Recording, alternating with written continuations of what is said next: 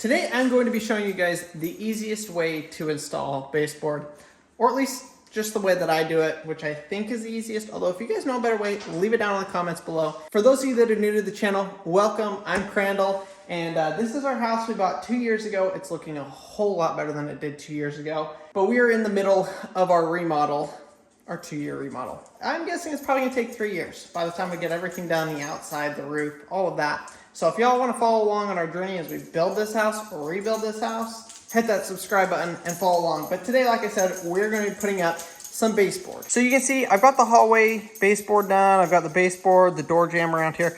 Don't mind the mess. We're in the middle of decoration swapping. It's the day after Halloween, so Marcy says it's down with the Halloween and up with the Christmas. So we don't have any Christmas up yet. We're still cleaning up all the Halloween, but that's what all that is.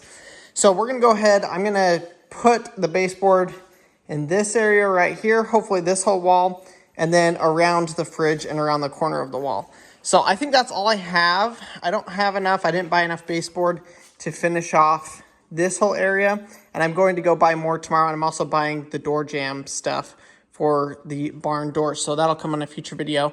We're not going to be putting any trim here because we're going to do a whole built-in, so there's no sense in wasting the money and the time of putting baseboard in because it's going to get ripped out. And we're going to build an entertainment center. So that's to come as well. I'm really excited about that. That's going to be a super cool and super fun project that's going to completely transform the living room. Hi, Goose. So let me show you guys the tools we're using. We're using a chop saw.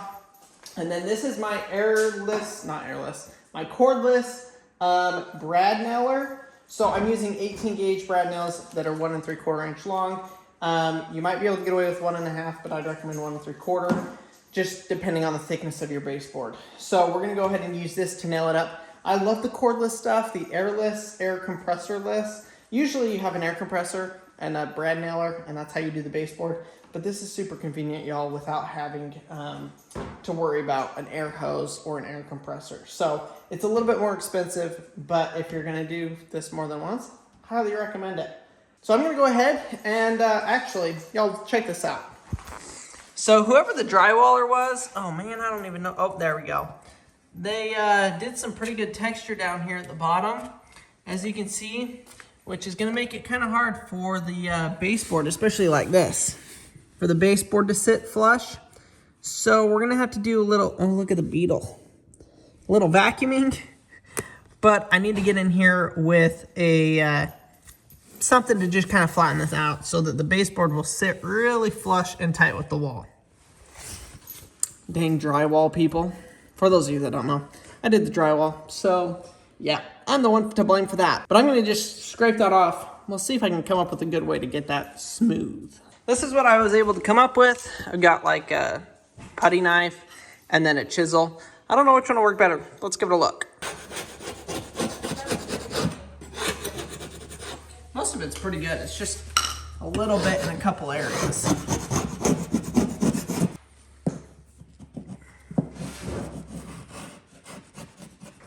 Okay, chisel, hands down. Way easier because it's actually sharp to scrape that off.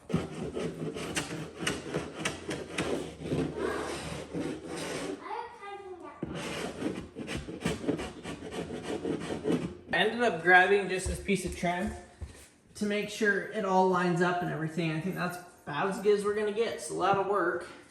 Just check it down all the way. Make sure it's clean.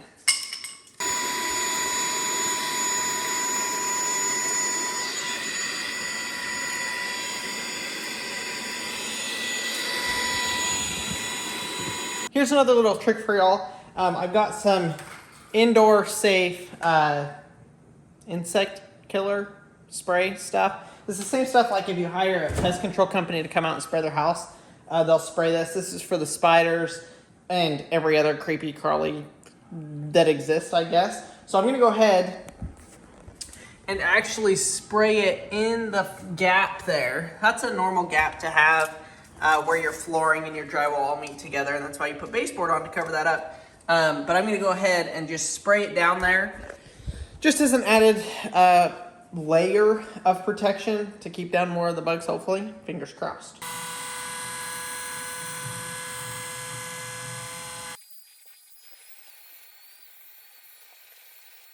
Hopefully it isn't too dark out here. I'm gonna go ahead and get this first board measured and we're gonna go get it cut.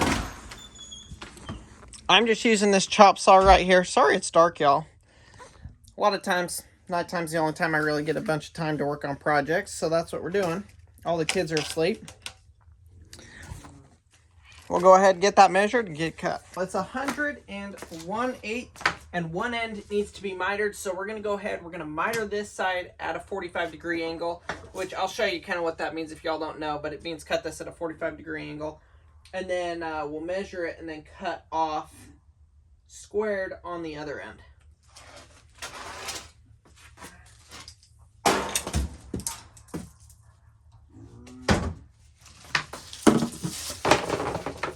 Oh, well, that's much better.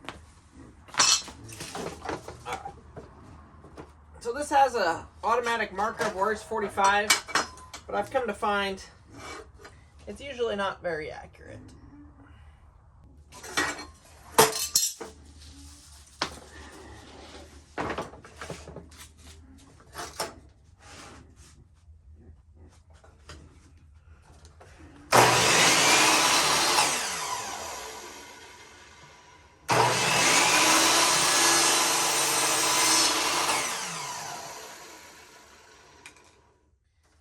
Square it back up.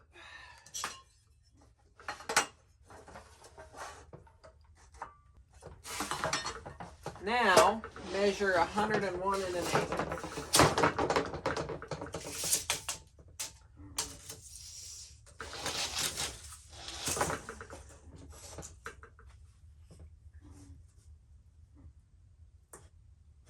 Now I'm thinking it was 100 1/8. I can't remember. I gotta go remeasure. Well, good thing I went and measured. It was 100, not 101. Y'all probably already know that because you're watching the video, but measure twice, cut once. That's what I've always been told.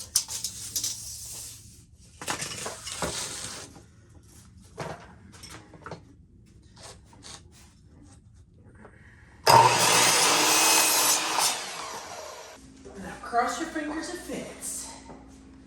They don't make board stretchers anymore, so if it's too long, that's all right. But if it's too short, you're pretty much up a creek with no path.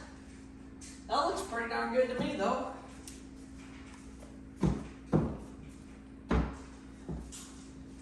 Golden. Now, I want to make sure the gap between the floor and the bottom of the baseboard is as tight as I can get it. So you'll see me kind of step on the baseboard and kind of flex it and bend it.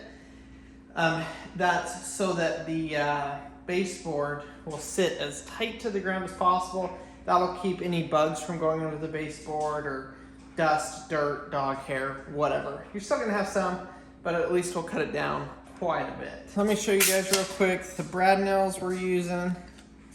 Those are some shorter, those might be inch and a quarter.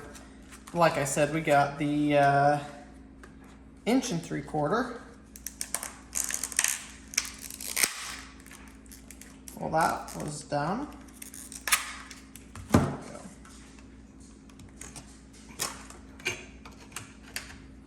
Stick that in there. Now, you may or may not see the stains on this baseboard from where the ducks decided it would be a good idea to go poop. Uh-oh. I woke up the babies, y'all. And it's gonna be kind of loud.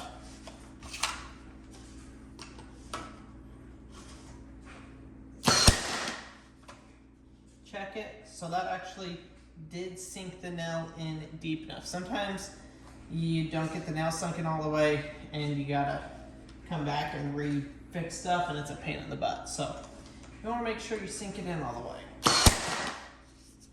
Looks good. Okay, now I watch the gap.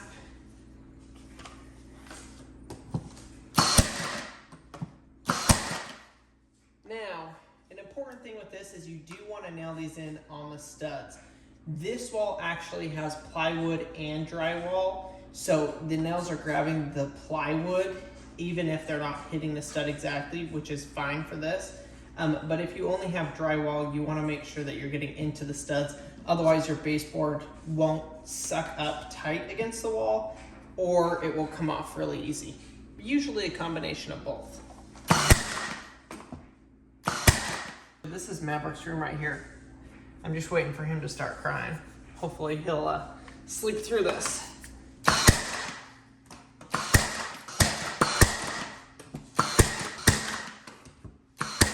Ta-da! That's number one. Now I can actually use this piece of scrap here. Mark this for the corner.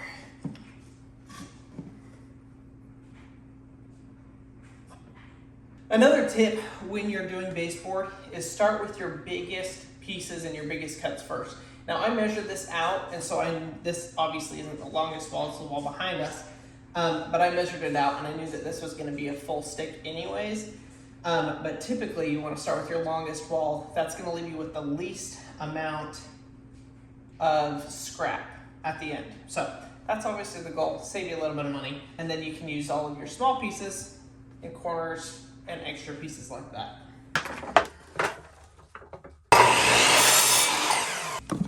Does it fit? Ooh, it's gonna be close. There we go. A nice snug fit to keep it from coming loose. Now remember how I was just saying, start with your long ones first? Well, that's what we're gonna do here. This is gonna be a full strip. These are 12-foot strips. I think this is like a 16-foot, 15-foot run. So what we're gonna do, this side is butted up square, but then this side, when you join two pieces of trim together, you don't want to just have a flush cut. You actually want to miter it at a 45 degree, just like you do in the corners, for those two pieces to come together. And then I usually will glue those, stick them together, and nail them as well. And that will keep them, everything expands and contracts in a house. It will keep it from cracking as much if you do the mitered, glue, nails, all that kind of stuff. And it just looks a little bit better with the finish, and it's a lot easier to hide the cut. So let's go ahead, give it a try, see if we can make it look good.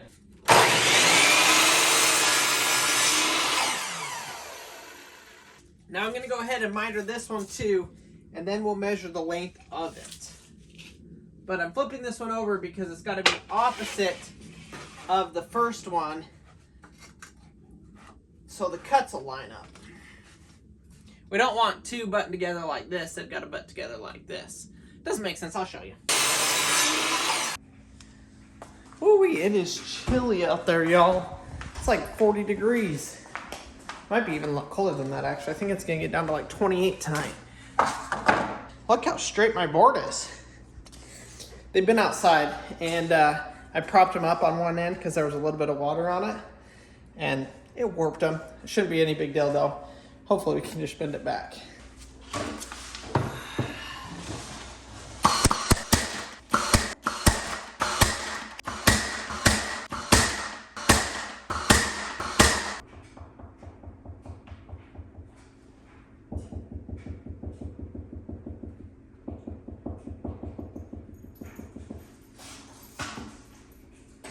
Let's see if that's right. On the money, y'all.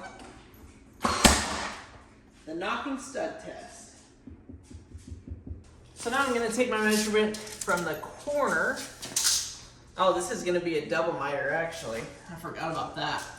Okay, so take it from the corner here to the inside, and it is 55 7/8. 55 7/8.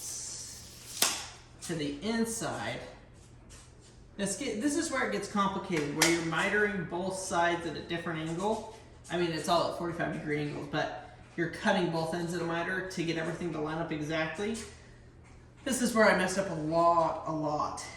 Thankfully, I've gotten better at it, and I realized, okay, I'm measuring outside to outside or outside to inside, and then you cut the saw blade at the outside, which we already did, and then you cut it at the inside at a 45, and it gives you the perfect length every single time. So I'm going to keep this flipped over because, actually no, I'm not.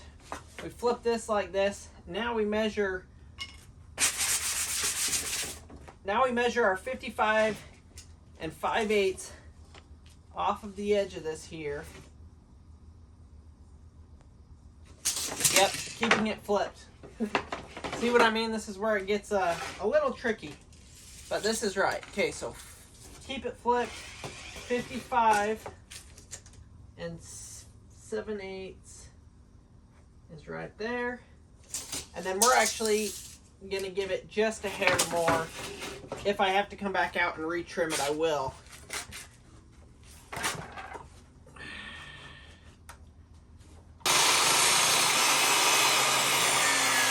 All right, well, looks pretty good. Let's go see how it looks in place.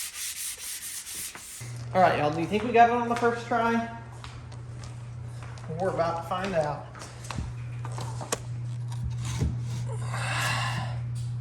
Slide that into there. And, whoa. Yeah, no, definitely did not get that on the first try. Y'all, did I tell you the right number and then do the wrong number myself? Well, we don't need that board stretcher yet. We just need a saw. So for some reason, it was 55 and 7/8, but I cut it at 56 and 7/8. Now this board is so warped, I don't even know. That's gonna mess with my measurement. Yep, we are a blade width too long. What a pain in the butt.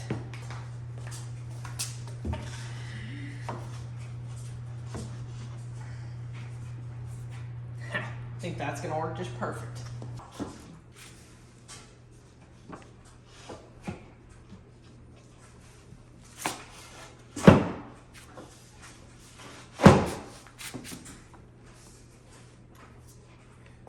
We're just a hair too long. Oh my gosh, that's how a corner is supposed to meet up.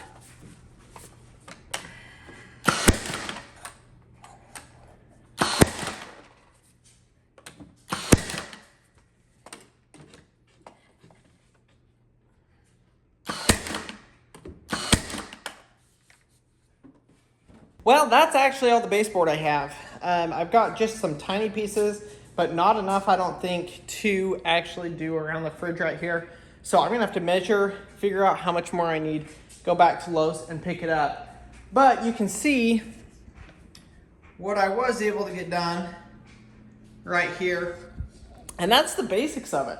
So now we'll go through and I will use silicone, caulk, paintable, make sure you get paintable, and patch all the nail holes with some putty, silicone caulk it, or not silicone, I don't use silicone. I use 230 Dynaflex 230, I believe is what it is. If y'all are doing any painting job, that is hands down the best stuff on the market. So I absolutely love using that.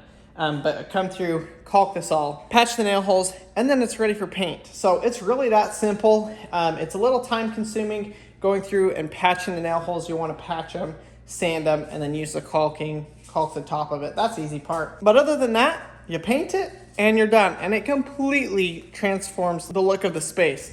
I mean, just look at this right now. Now the baseboard is obviously stained with duck poop because they got out of their pen and got on it. But I just think it looks so much better. It really is finishing off the room. So I still have this window as well. This will be down the road. I'm not sure when I'm gonna get to this, but we wanna frame in this window as well, which will help that window really stand out and look really good by itself. So this is kind of a different short video for you guys, but I just wanted to show you kind of a step-by-step process of how I put up baseboard. Like I said, if y'all know a better way, leave it down in the comments below. But thank you guys so much for watching today's video. We'll see you guys on the next one.